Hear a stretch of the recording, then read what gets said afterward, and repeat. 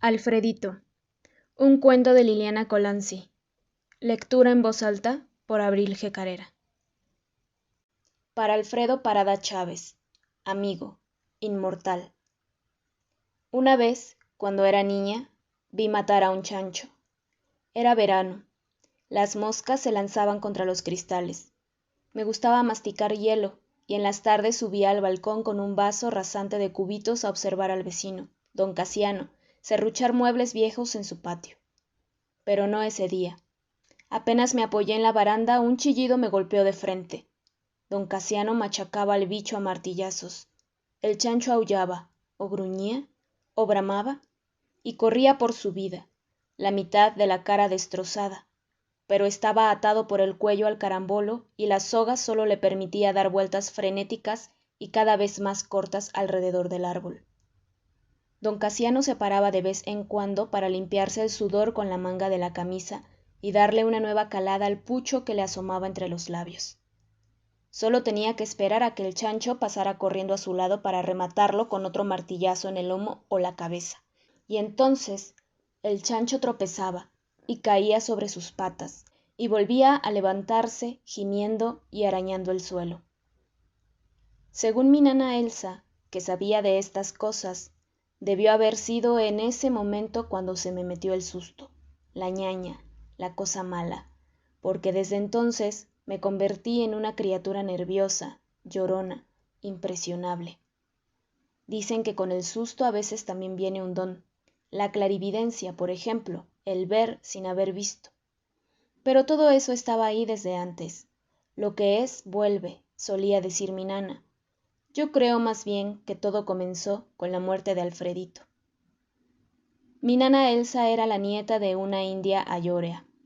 Mi abuela se había encargado de sacar a Elsa del monte cuando era jovencita, pero años de vida en la ciudad no habían podido sacar al monte de adentro de mi nana. Una de las costumbres que había heredado de sus antepasados nómadas era el gusto por masticar los piojos que extraía de mi cabeza cada vez que yo era víctima de una nueva epidemia en el colegio. ¡Qué torazo! Gritaba muerta de delicia cada vez que encontraba un macho alfa en mis cabellos, y sus dedos ágiles y fuertes apresaban al intruso para colocarlo entre sus dientes, donde lo reventaba de un golpe de mandíbula. Mi madre aborrecía estas prácticas. Precisamente el día en que me enteré de la muerte de Alfredito, mi nana Elsa me estaba limpiando la cabeza de piojos y yo me quejaba a los gritos. Mamá apareció en la puerta de la cocina, precedida por el clic-clac de sus tacos. «¡Elsa me está lastimando!», chillé, deseando que mamá la retara, pero ella no me hizo caso. Tenía la vista clavada en el piso, como si se avergonzara de algo. «Alfredito se murió», dijo mamá, y solo entonces las manos gruesas de Elsa aflojaron los mechones de mi cabello. Me reí, mareada, porque era la primera vez que alguien me traía noticias de un muerto y porque el nombre no admitía equívocos. ¿Alfredito Parada Chávez?, pregunté, como si hubiera otro. Alfredito era el más chiquito de la clase. El profesor de música lo adoraba porque tocaba el piano de maravillas. En todas las otras materias estaba a punto de aplazarse. La semana anterior, cuando la vaca, la profesora de lenguaje, pasó lista de asistencia con su voz rasposa, «Parada Chávez Alfredo». Alfredito había contestado, «Presente y parada, profesora». Yo no entendí el chiste, pero a Alfredito lo mandaron una vez más a la oficina del director a hablar con el hermano Vicente. Alfredito debía conocer de memoria esa oficina. «Le dio un ataque de asma anoche», dijo mamá. «Dicen que estuvo jugando hasta tarde en el patio, con semejante aguacero, y se fue a dormir mojado. Nadie se dio cuenta en su casa. Tita lo encontró en la madrugada, boqueando, morado. Cuando lo llevaron a la clínica ya no respiraba. Se murió esta mañana». Me largué a llorar. Elsa me abrazó. «El velorio es a las 7», dijo mamá, y dirigiéndose a Elsa, «que se bañe y se cambie. Yo voy a pasar a recogerla a las 7 menos cuarto. Si llama Cuculis, dile que me fui donde mi chico». Cuculis era mi tía. Mi chico, la peluquera japonesa. Elsa subió conmigo al cuarto. «Ay, señor, qué maldad tan grande la tuya», suspiró. «Apenas un niñito». Yo ya me había olvidado de que estaba llorando, y mi imaginación se esforzaba por capturar la enormidad de lo sucedido. ¿Dónde podría estar Alfredito? ¿En el cielo o en el infierno? ¿O acaso su espíritu vagaba por el mundo? ¿Lo sabría ya el hermano Vicente? ¿Y la vaca? Elsa encendió la ducha. Ráfagas de vapor huyeron flotando por encima de la cortina. Me quité la ropa y la arrojé al piso. Apenas me encontré desnuda, un miedo repentino hizo que corriera a cubrirme con la toalla. Ahora que había muerto, ¿era posible que Alfredito se escurriera hasta mi cuarto a observarme? No hay secretos para los fantasmas. Y no quería que Alfredito, que tenía la costumbre de espiar a las chicas de intermedio en los vestidores del colegio, me viera chuta, por más que fuera un fantasma bueno. ¿Qué jue? Dijo Elsa. Nada, respondí, porque todo era de pronto muy difícil de explicar, y tirando la toalla salté bajo el agua que caía. En algún lugar, en ese mismo momento, el cuerpo de Alfredito, demasiado pequeño incluso para sus 10 años, un cadáver de alacitas, comenzaba a descomponerse, a aguzanarse. Hacía apenas un mes, durante la excursión que hicimos los de quinto a Samaipata, Alfredito sacó de la mochila una botella de licor de frutilla que había robado en el pueblo. La bebimos a escondidas, mientras el viento aullaba en los cerros. Cubierto con un pasamontañas, el guardia de las ruinas nos mostró el lugar donde los incas hacían sacrificios humanos. Las almas de las víctimas todavía sobrevolaban las piedras. Algunas noches bajan hasta acá naves espaciales, dijo el guardia, señalando el cielo azul metálico. La vaca opinó que solo la gente ignorante y vulgar creía en esas cosas. El licor nos había dejado a los chicos las bocas manchadas de rojo, pero no sentíamos nada de lo prometido. «Den vueltas», ordenó Alfredito cuando bajamos hasta la planicie donde estaba el esqueleto de la avioneta abandonada, y nos pusimos a girar en medio de los remolinos de viento. Entonces el licor de frutilla disparó algo en mi cerebro, me hinchó el pecho y la garganta, y el cielo se abrió de repente en una espiral gigante. Reía, todos reíamos. «¿Ven, cojudos?», decía Alfredito, corriendo a lo loco en dirección contraria al viento con los brazos abiertos. Claro que veíamos. Esa noche, espoleada por el licor, Jenny trepó hasta mi cama, y aprovechando que la vaca roncaba con la boca abierta a unos metros más allá, me dio un beso torpe y húmedo en los labios. Mi primer beso. Después explotamos en risas. Y ahora tenía que acostumbrarme a la idea monstruosa del cadáver de Alfredito listo para ocupar su lugar en el cementerio, donde comenzaría su lento viaje hacia la podredumbre. Alfredito, me daba cuenta, había dejado de ser el niño corriendo en el campo con los brazos abiertos. Ya era otra cosa. Sus padres, ¿tendrían miedo del cadáver de Alfredito? ¿Serían capaces de tocarlo, de besarlo? Elsa abrió la cortina un par de veces para asegurarse de que me lavara bien la cabeza. En casa habían descubierto mi aversión hacia el champú y decían que esa era una de las razones por las que la epidemia de piojos no se me curaba nunca. Elsa lo había probado todo, desde peinarme con un peine de hueso de dientes apretados hasta bañarme la cabeza con vinagre. Era igual. Cada día encontraba en mis cabellos nuevos huevitos translúcidos que reventaba entre sus dientes. «Elsa», le pregunté mientras me trenzaba el pelo, «¿a dónde se van los muertos?» «Los muertos nunca se van», me contestó con la boca llena de grampos. Iba a hacer más preguntas, pero justo nos interrumpió mamá, que llegaba olorosa a peluquería. Camino al velorio, mamá me advirtió que había faltado a su cena de señoras por mi culpa. «Pero esto es importante», dijo. Luego me contó que Alfredito había nacido con un defecto en el corazón y que era un milagro que hubiera llegado a los 10 años. Sus padres sabían que podían perderlo en cualquier momento, y por eso lo habían consentido tanto. ¿Y Alfredito sabía que se iba a morir?, pregunté, desconfiada, porque Alfredito era el bromista de la clase, el que nos había puesto los apodos por los que ahora nos conocían, y de ninguna manera podía entender que alguien fuera riendo hacia su propia muerte. Él era un niño, dijo mamá, como si esa fuera una respuesta. Llegamos al velorio. Costaba creer que el cadáver de Alfredito fuera capaz de convocar a tanta gente. En el salón vi al hermano Vicente rascándose la narizanga, irreconocible con la barba recién afeitada y sin los tirantes que le sujetaban la panza, y a las madres de casi todos los de quinto. En el centro de la sala, bajo un crucifijo que derramaba su luz de neón hacia nosotros, estaba el ataúd de Alfredito disimulado entre los ramos de flores. Era un cajón blanco y pequeño, hecho a su medida, casi un barquito. El olor maduro de las flores lo anegaba todo y daba un poco de asco. Mamá buscó las sillas del fondo del salón. Escuché a alguien contar en susurros que la madre de Alfredito estaba todavía en el hospital, recuperándose de la impresión. Unas filas más adelante vi a Jenny, sentada junto a su madre, la costurera coja a la que le decíamos la tullida. Jenny llevaba cintas violetas en el cabello húmedo y un vestido de pechera cuadrada que seguramente le había hecho la tullida.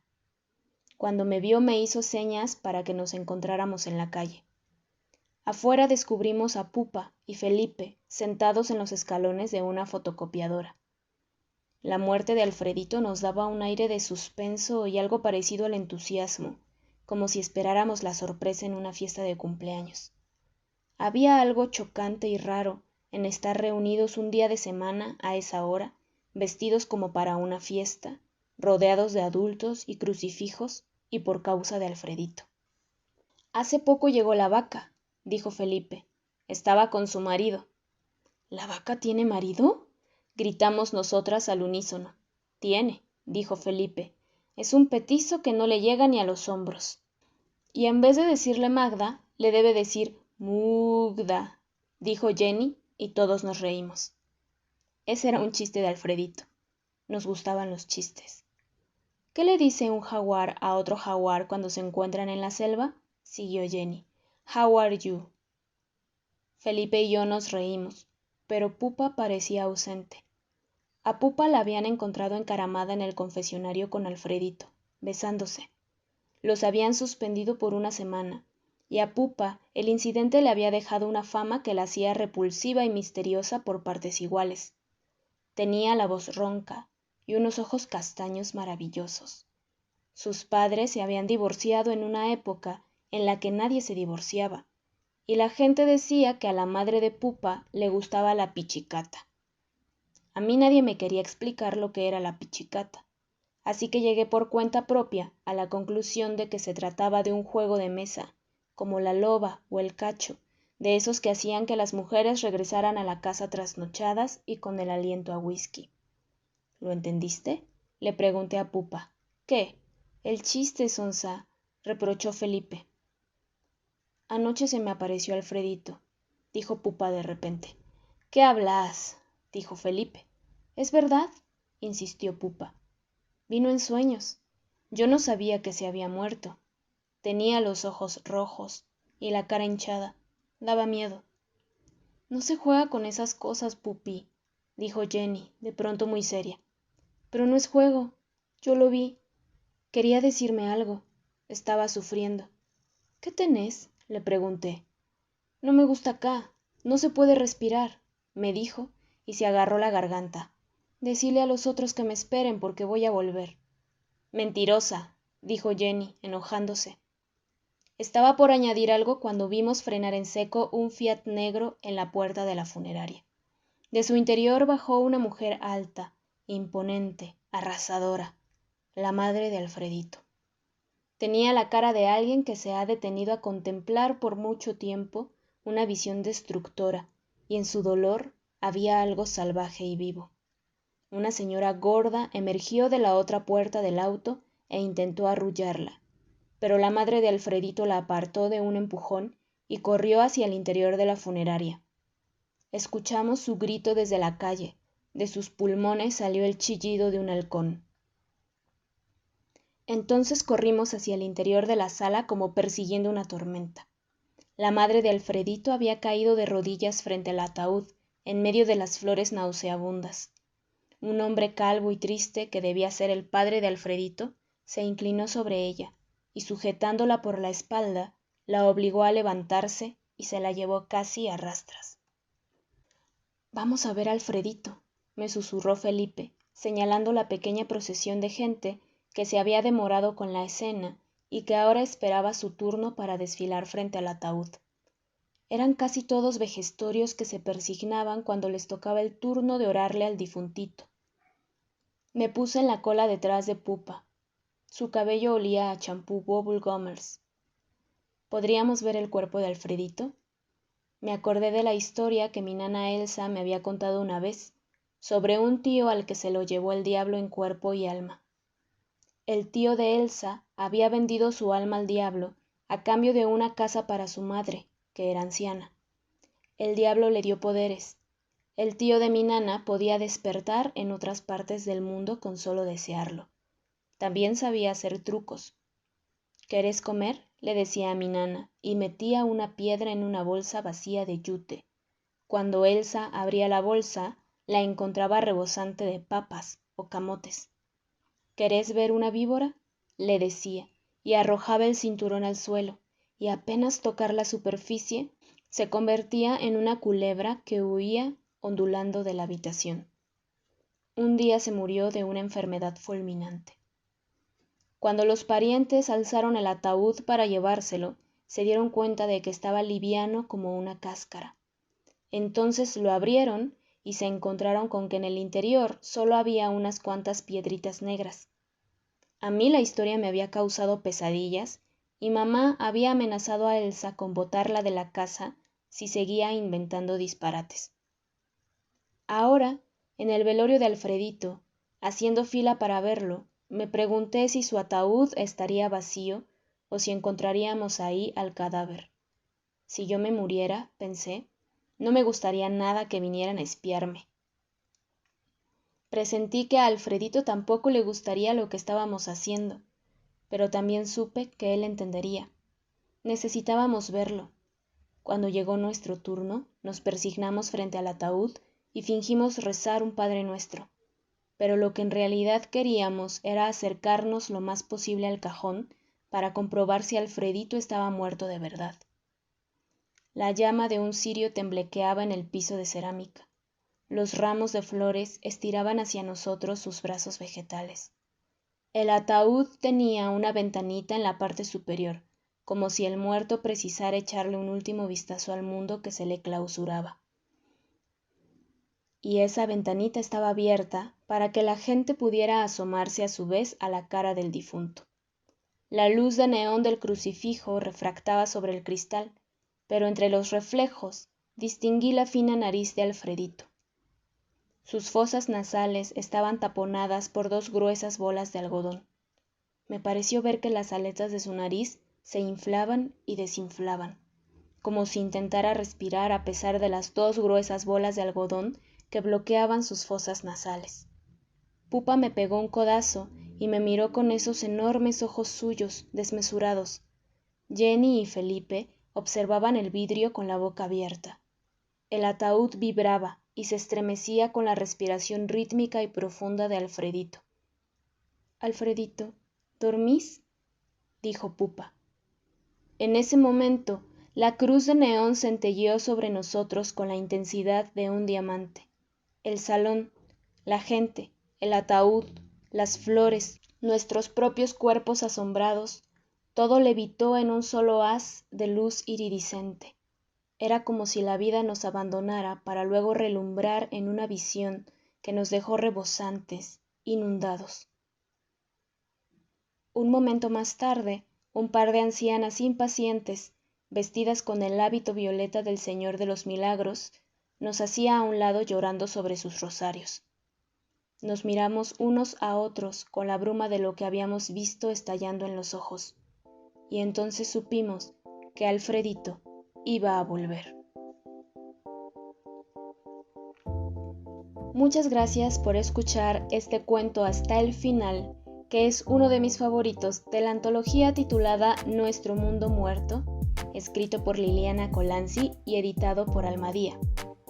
Son cuentos que exploran el terreno de la ciencia ficción, la fantasía, pero todo inmerso en un terreno latinoamericano que estoy segura de que muchos de nosotros podemos disfrutar.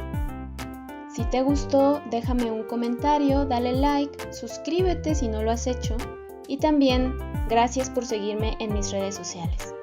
Nos escuchamos en la próxima ocasión. Hasta pronto.